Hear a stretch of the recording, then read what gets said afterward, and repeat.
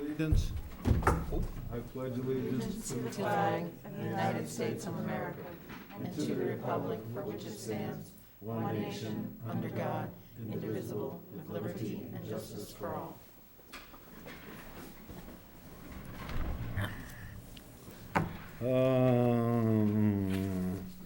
I think we're going down to superintendent's report. Thank you, Mr. Mayor. I just want to give an update on the current active positive cases. When I did file this report last week, we had 10 active cases. I can tell you as of yesterday, we had 5. So that, again, that continues the trend downward, as we've seen not only in the state numbers, but in the city numbers as well.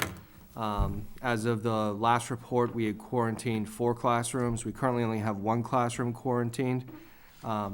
Positive cases dropped significantly in the community as well as the schools. The 4 key indicators on the state's COVID-19 dashboard are all trending in the right direction as well. For my second item, I'd like to recognize Aiden Grocki. Aiden, his artwork titled Self-Identities has been accepted into the 2021 Massachusetts Amazing Emerging Artists High School Recognitions exhibit hosted by the Massachusetts Art Education Association. Judging criteria for the show include visual communication, originality, formal design elements, execution, and a written artist statement. The virtual exhibit will start on March 1st, and I gave the link to the website. Congratulations, Aiden. Thank you to all the faculty in the art department and Miss Julie Baker for continuing to provide opportunities for our students to express themselves and show their unique artistic talents. My third item is on February 11th, the Commissioner's Office updated superintendents with new guidance on busing. Effective February 11th, all restrictions on elementary busing have been lifted. This guidance is only effective when other interventions are in place. Adherence to the masking mandate and open windows. This guidance also provides for middle and high school students to allow 2 students on a bench seat as well with the masking mandates and open windows. My fourth update is the CDC guidance. I did include it for you to review. There has been a certain narrative that's been pushed in the document that a full reopening of schools, but I want everyone to recognize the CDC is still recommending to use a 6-foot metric for distancing. Massachusetts has held that they're recommending a 3 to 6 foot guidance in their own messaging. The CDC updated their guidance for in-person schooling with the following metrics, and I provided the metrics. It could be very likely that either this Thursday or maybe by next Thursday, we might be in the low transmission blue metric, which would be fantastic. The next page gives the strategies that should be used per the CDC guidance. So you see that we are pretty much meeting the guidance as stated for moderate and low transmission for the blue and yellow cycles.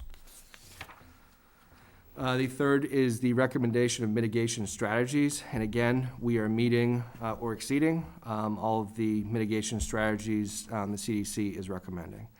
Reviewing the guidance suggests our current path is in line with the CDC guidance and expectations. And if our current trajectory continues, we'll potentially be in the blue low transmissions soon. I will be meeting with my leadership team to discuss relaxing the restrictions on our quarantine protocol and discussing next steps to present a plan to the school committee on a full return to school for elementary students. I wrote this last week, so I didn't know that there was going to be a press conference today where they're going to be releasing some new regulations about schooling. So obviously, I wrote this not knowing that. I had no advanced knowledge of what the commissioner or the governor was going to be saying today. So I think that we continue to follow the steps that we've been following. We have a good plan in place, and I look forward to having discussions with our faculty, staff, and the school committee in the future. But I definitely see our next step as looking at our quarantining protocols and going back to where the DPH and the Board of Health are both using. We've been more restrictive, and over time that was for good reason. But at this point, with the lessening of the cases and to have a more stable education environment, I think it makes the most sense for us to start to pull back on some of those very restrictive quarantining guidance. My fifth update is employee and student testing. I just want to thank everyone in the district who's worked hard to establish testing protocols and prepare for the next steps in testing staff and students. On Friday the 12th, Mr. Diaz and I were willing test subjects and also pulled Mr. Riley into our test when we saw him in the hallway. I want to thank the MHS nursing staff, Mr. Riley, Mr. Diaz, for all being willing to jump in.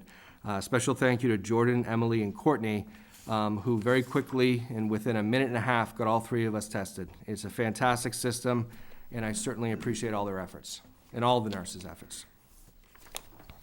And that's my report for tonight, Mr. Mayor. Questions from the committee? Any questions from the committee? Ms. Bodenhedger? It's not really on here, but I'm just curious how things went with the opening of hybrid again. So far, knock on wood, fantastic, and I think we've put a plan in place, and I look forward over the next couple weeks to get even more kids back to school, and really show some success in the hybrid model. So, I don't know, I actually didn't get, I mean, it's one of those things where no news is good news. Exactly, And right. usually when I'm sending you emails, it's because I'm quarantining classrooms. Right. And it's been quiet, and I Good. appreciate all the work from the teachers who are working very hard. They're doing, not only the kids who are in front of them, but they're also simulcasting, if you will, to the kids at home, and they're doing an excellent job, and I really appreciate the work. So, thank you. Mr. Bergeron, we had talked, you and I had talked about having some activities for kids other than the high school kids when they got back from vacation. We're trying to work on intramurals at the middle school level. At a minimum, the Mid-Watch group has approved middle school sports to come back, and that would probably be in the spring, but we're looking to do something sooner than that with intramurals that we can potentially have at the middle school level. You got a timeline on that? I don't have one right now, Mr. Mayor, but I'll continue to look into that. Other questions from the committee? Thank you very much. Mr. Diaz? Thank you, Mr. Mayor. This is tonight's update from Finance and Operations, Custodial Services. With the return of additional in-person students this week, we will again be working with a vendor to provide wiping down of high-touch areas during the school day. We are committed to continuing this service as well as all other sanitation procedures implemented at the start of the school year. The vendor services has been working well. The personnel provided by them are very well liked by the principals, the custodial team, and other MPS staff. So that's been going well. For anybody in the committee looking to work with the Marlborough Public Schools, we do have some opportunities at this time in our custodial team. We have 5 open positions, and anyone who's interested, we encourage that they reach out to us or go to our website and apply online. HVAC. The HVAC consultant visited all schools over the past couple of weeks. The visit was to ensure that the changes we incorporated in the fall have not been impacted by the extreme weather we've had lately. All buildings have updated reports that are now posted on the district website. We've also shared them with the MEA. We will have additional follow-ups by the consultant in the spring, again, for the same reason, to make sure that as the weather changes, the changes we implemented are unchanged. But in the interim, I just want everybody to know that the custodial team as well as the facilities team are constantly monitoring our HVAC system, and they're doing a great job at that. Also wanted to let the committee know that with the new ESSER 2 funds that are coming in, we are evaluating potentially using some of those funds for an HVAC overhaul in the Jarrick Elementary as well as Kane Elementary. These are allowable costs within that one-time grant, and we believe that prioritizing these projects would have a long-term impact for the school district. We're working with the facilities department in conducting a feasibility study and on both buildings, and that will be able to establish a scope, budget, and potential timeline for those projects. That's all, Mr. Mayor. Questions from the committee? Ms. Bodenhedger? 2 questions. One is regarding the HVAC and using the ESSER money. Is that to kind of correct the heat issue? Like, I know at Jarrick, there's like the hot areas of the building that you can never get cool. Is that to? That would be one of That's the what things that we'd be part of- looking at as well, yes. So we see a potential there to eliminate as the school year gets a little bit longer and the weather gets a little bit warmer every year. That's something that we could potentially find a long-term solution for with these Excellent. funds, yes. And I just wanted to hear how things, I know it's only a couple days, but with the new the food delivery at the Thank at the you. new stops. Thank you for that question. I didn't include food services on my report because I feel like I overshare on the food services sometimes. It's something that we're very proud of. The 80 stops went well. We had, 3 new classes come in on Monday. It's about a third of the full remote classes coming into the school district, and we still serve 1/3 of the remote meals that we have been serving. I always want to serve more, so we encourage everyone out there to come out and participate. Like we were mentioning earlier, this helps the financial well-being of the food service program, and the meals are available for everyone at no cost. But that did go well. We did receive some feedback from a couple of families, and we were able to adjust and meet their needs in some creative ways. Excellent. So thank you for that question. Sure. Thank you. Any other questions from the committee? Was that a hand, or was that just adjusting the volume? Seeing none, Ms. Murphy? Oh, it's Ms. Oh. O'Brien. Oh, okay, I was close.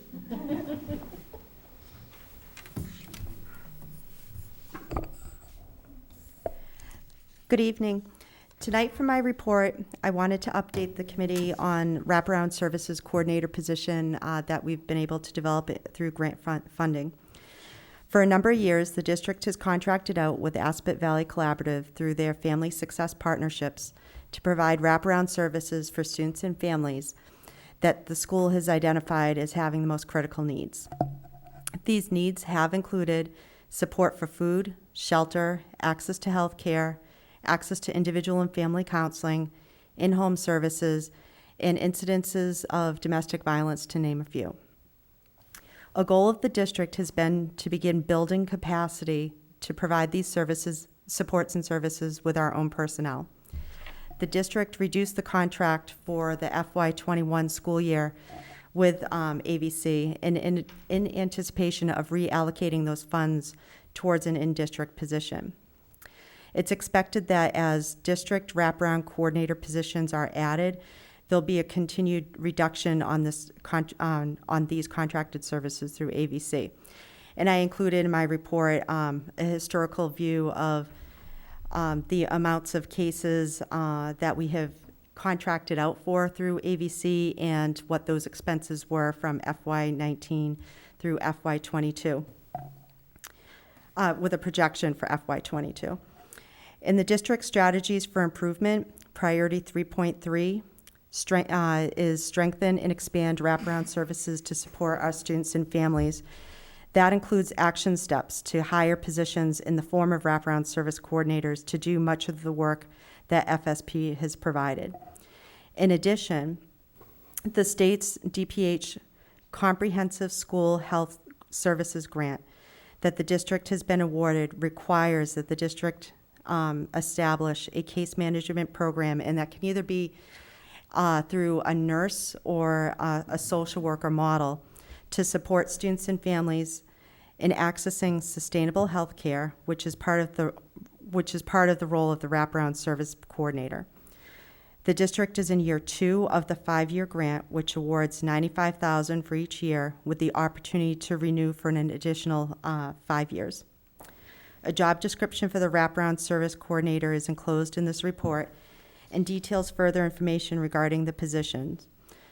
It's posted, and we expect to conduct interviews and hire during the upcoming week. Funding for one position will be provided through the health grant. If there's any additional positions, they may be funded through the reallocation of the special ed contracted service savings. Also, not in my report, but I had wanted to add to Superintendent Bergeron's information regarding the COVID testing. Want to also let you know that today at Wickham School, the nurses were able to, after school, do a trial run of asymptomatic staff. So they had reserved an hour after school and set up an appointment through the app. And staff were able to go ahead and register and come down to the nurse for the PCR test. They conservatively had done 2 spots for every 5 minutes for an hour. And they were able to have 24 staff come down, had the PCR test, and that was sent out this afternoon. And they said it was a very easy process, and overall, having done 2 staff per 5 minutes, they really feel that they'll be able to get to doing 4 to 5 staff, especially after going through the process the first time. They have to explain, what to do. You're able to do a self-swabbing.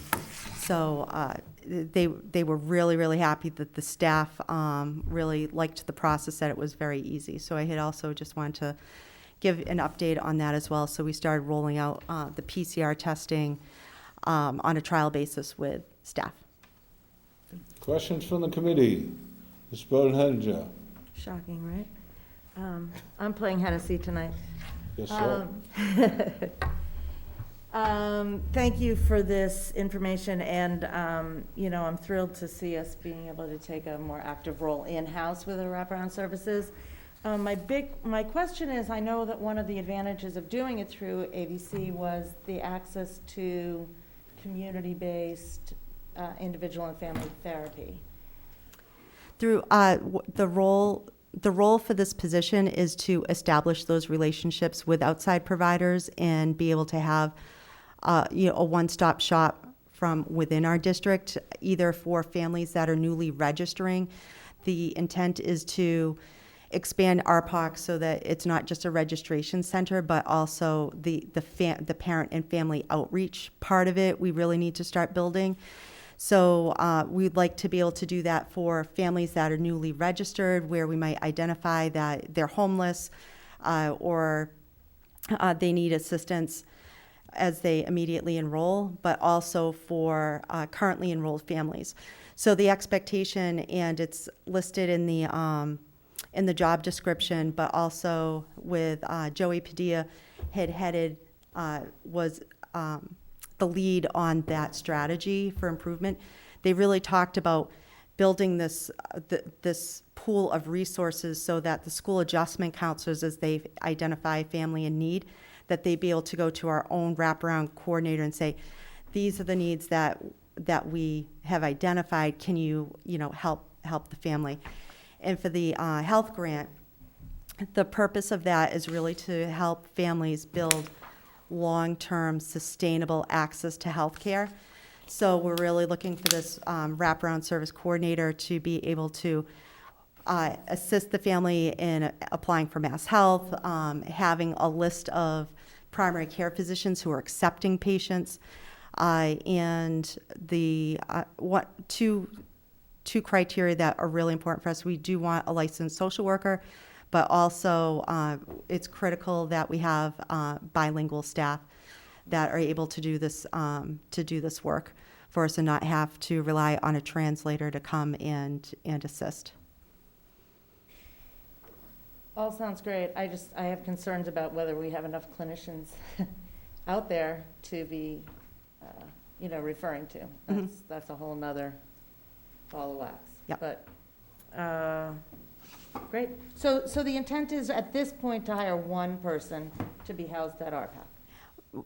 Correct. We have grant funding for one, and we also have, through the reduction of FSP, I was already planning on being able to kind of reallocate some of those funds at the same time that we were learning about the purpose of some of the funds from the health grant. So, down the line, we would be able to have it, a second one without any impact to the current budget. Yeah. Seems like a big job for one person. Right. And currently for FSP, we have 3 social workers from AVC that are doing work for Marlborough Public Schools. I'm not sure if they are also doing work for other districts, but we'd be looking for people that are just dedicated to working with us, and then through the summer as well, and having availability in the afternoons and at nights. Excellent. Thank you. Great, thank you. Other questions from the committee? Ms. Hennessy. Thank you. So if I can just clarify though, with this health service grant that we would be utilizing for this position, how will we then be covering it then for down the road? Maybe I missed that.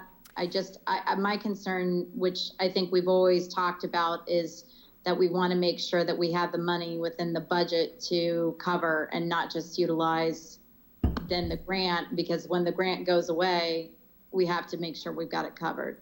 Sure. So this grant, we're currently in year 2 of 5, and it's a guaranteed, we've already been approved for 5 years.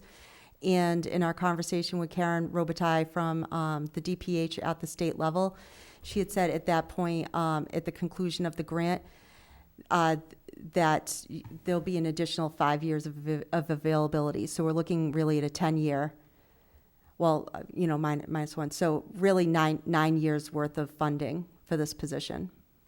Well, okay, so at minimum, even if we didn't get that next grant, we would have the 3 before. Yes. Okay, thank you for confirming that for me. I appreciate it. Thank you. Mr. Superintendent? I think we've also been pretty successful. I would point to our work with the Metro West Health Grant, where we created the bridge program at both the middle school and the high school. And we took a chunk each year to make sure that when the grant ended, that we didn't have to lose the position if it's important to us. So I think what Ms. O'Brien's talking about is also we'll have an additional 3 years beyond this to start budgeting to be able to have, if the grant does end. But based on the availability of funds, we may get extended for another 5 years. Other questions? Ms. Matthews?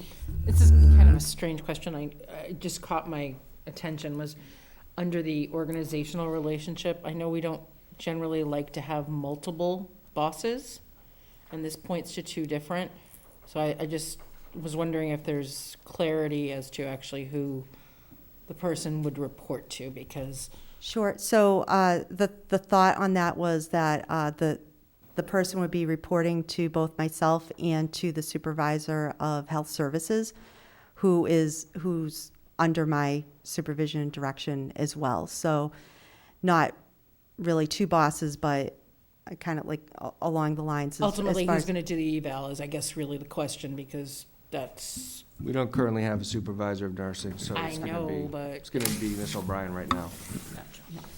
okay. Any other questions? Thank you very much. Thank you.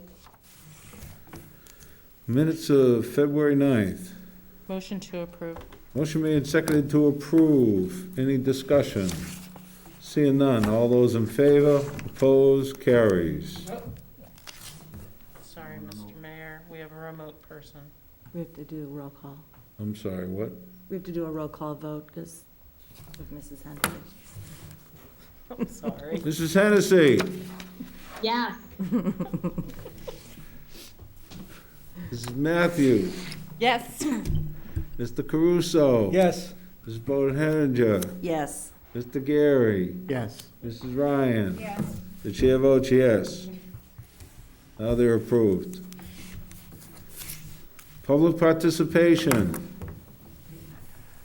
For the public participation portion of this meeting, members of the public may provide comment by emailing the superintendent at superintendent@mps-edu.org before 4 p.m. on the above date, or dialing 774-243-0611, conference 178-602-74#.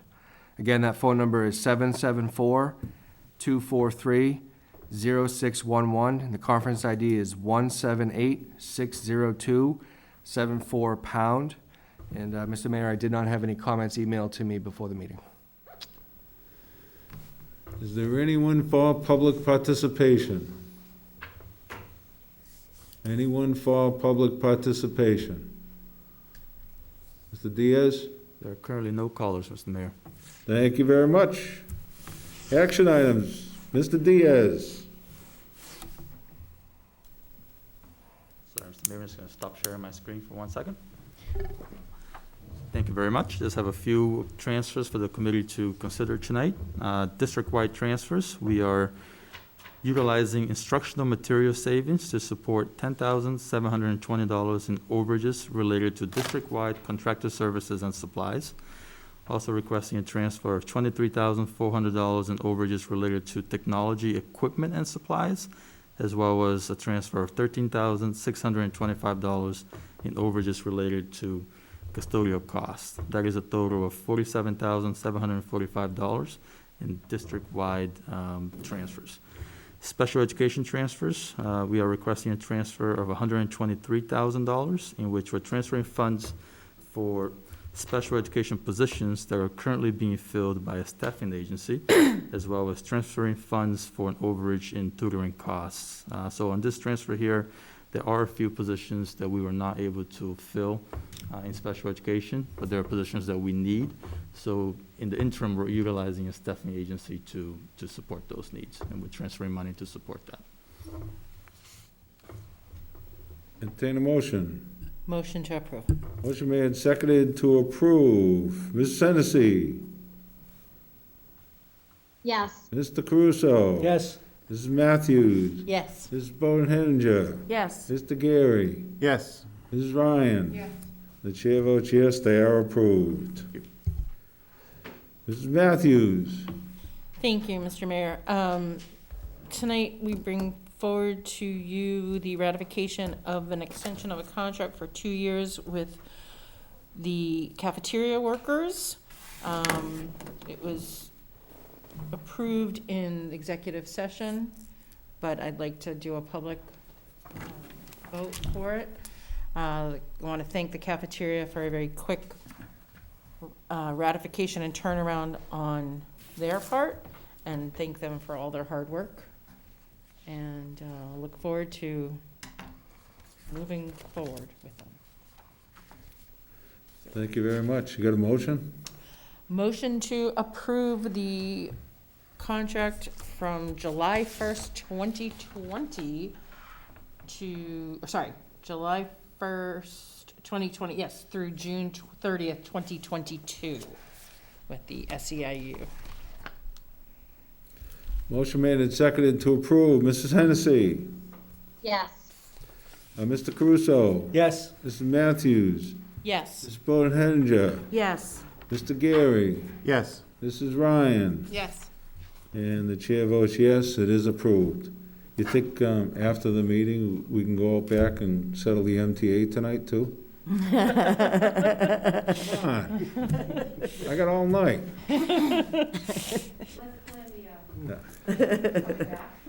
Mrs. Matthews. Tonight, I also bring forward to you a contract extension between the school committee and the Director of Finance and Operations, Mr. Diaz. We also, again, met in subcommittee, executive session, and ratified an extension, a 5-year extension. We'd like to continue our wonderful relationship with Mr. Diaz.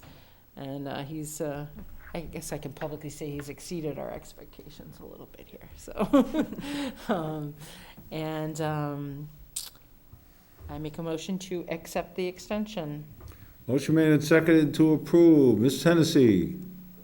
Yes. Mr. Caruso. Yes. Mrs. Matthews. Yes. Mrs. Bodenhinger. Yes. Mr. Gary. Yes. Mrs. Ryan. Yes. The chair votes yes, it is approved. Thank you very much. Thank you. Thank you. Ms. Hennessy. Thank you very much. So before you tonight, there are a number of different policies that we needed to look at. They are on for your first review. So the policies are up for removal, and we don't need to remove them tonight, but if you can ask any questions, please feel free. Policies up for removal are policy 7.400, community and business volunteers, and policy 8.140, after school discipline. Thank you. So if there are no specific questions, I will just say that the committee had discussions, and basically felt that some of these issues, honestly, we didn't feel like they needed to be addressed within a policy situation. And as far as the community and business volunteers, We actually have another policy relative towards any visitors within the buildings, so we felt like it was a duplicate that's already addressed elsewhere. So then moving on to the next agenda item would be the policies up for first read that are for your consideration for a vote then next week. The policies up for consideration would be policy 6.900 holidays, 7.450 home school relationship, policy 8.060 entrance age and placement, policy 8.090 redistricting, policy 8.110 student advisory, and policy 8.400 military connected. There were a few corrections, amendments, I guess I will say, that my friend who always keeps me in check, Mrs. Matthews, helped me out with.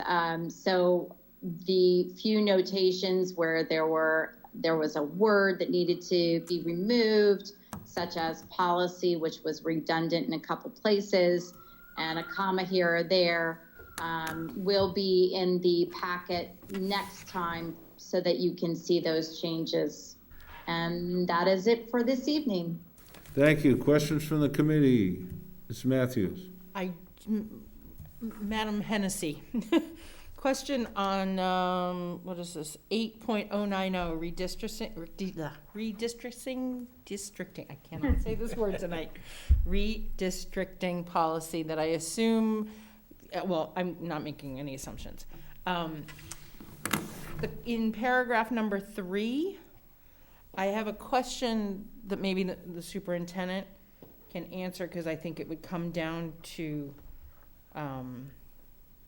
your decision. Is the last sentence, however, whenever possible redistricting will not affect any family more than once in a 5-year period. I guess my question is that a necessary statement, number one, because ultimately it's your decision or your recommendation to the school committee. And second is, well, I understand why we would hope for that, but there may be a reason in an elementary situation with a K-5 building that might happen, that it might happen twice for good reasoning. And so it's almost like, I don't want to be held to something that we might not be able to hold to.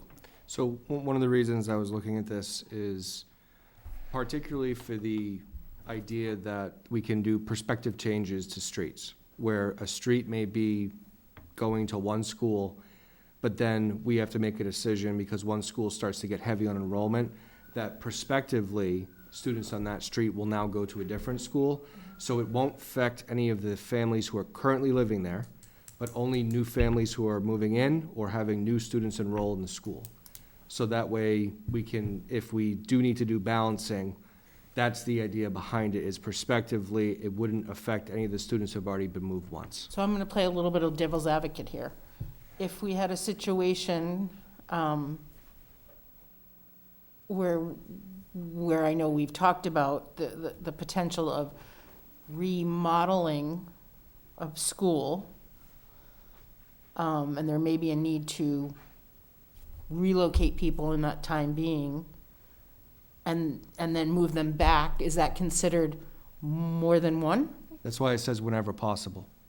Okay. That's what, I think what we strive to do is not move a child twice. Of course. But at the same time, if really we see growth, we don't have choices. Right. We have to respond to that growth. Right. So I think what we're trying to do, though, is try to look at this from a perspective and say we don't want the kids who are currently in the school to have to move. But if it's a big enough street, long enough street, you can say for anyone new who's going to be coming into the system, there's no anticipation you'd be going to that school. We can start moving those students to a different school. I was looking more to give you the out, or, give you more leeway than maybe necessary.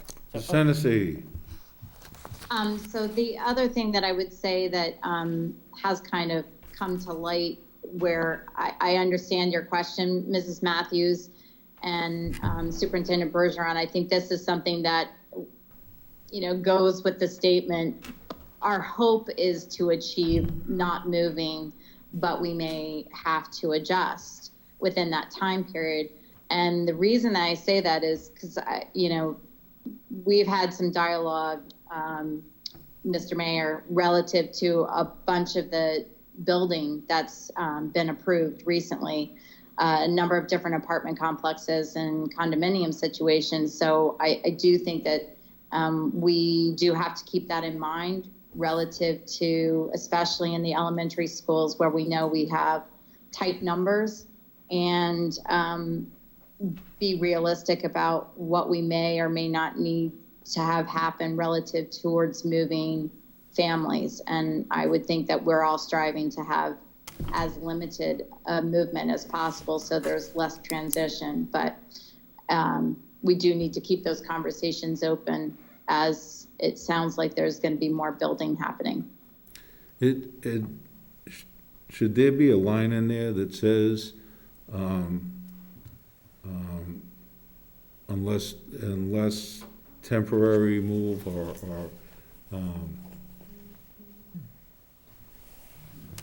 something about temporary in there? Should there be something about,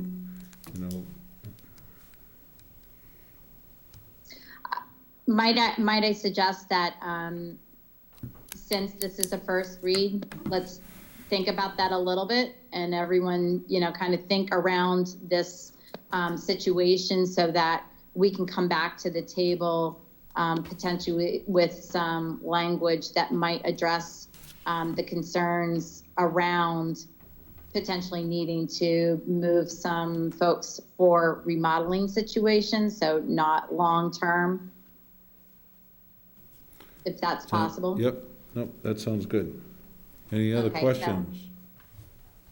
And anyone that has something specific to offer, please feel free to reach out in the meantime prior to the next meeting so we could maybe have things nailed down. Okay, thank you. Great, thank you. Acceptance of donations and gifts. New York Life, Whitcomb School, $500. Motion to accept. Motion made and seconded to approve. Any discussion? Seeing none. Mrs. Hennessy.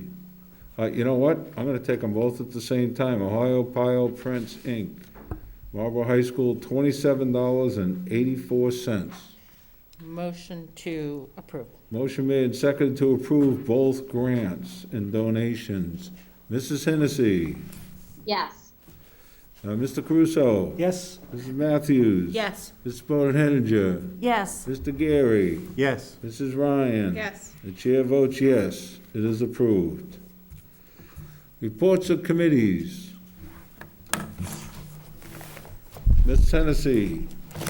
Thank you. So the policy subcommittee, we are just gonna keep on going. So we have another meeting set for March 4th, I believe. And we will just keep on moving through. We are getting closer and closer to the end of all of our policies until we begin again. So that is it. Thank you. Thank you very much. Any other reports? I have reviewed the warrants and, no? It's not a report of subcommittee, that's members forum. Okay, members forum. I have reviewed the warrants and have signed it. Thank you. Other members? Any other members? No. I'll entertain a motion. Motion to adjourn. Motion made and seconded to adjourn. Mrs. Hennessy. Yes. Mr. Caruso. Yes. Mr. Gary. Yes. Mrs. Ryan. Yes. Mrs. Matthews. Yes. Mrs. Bodenhedinger. Yes. Chair votes yes. We are adjourned. Thank you very much.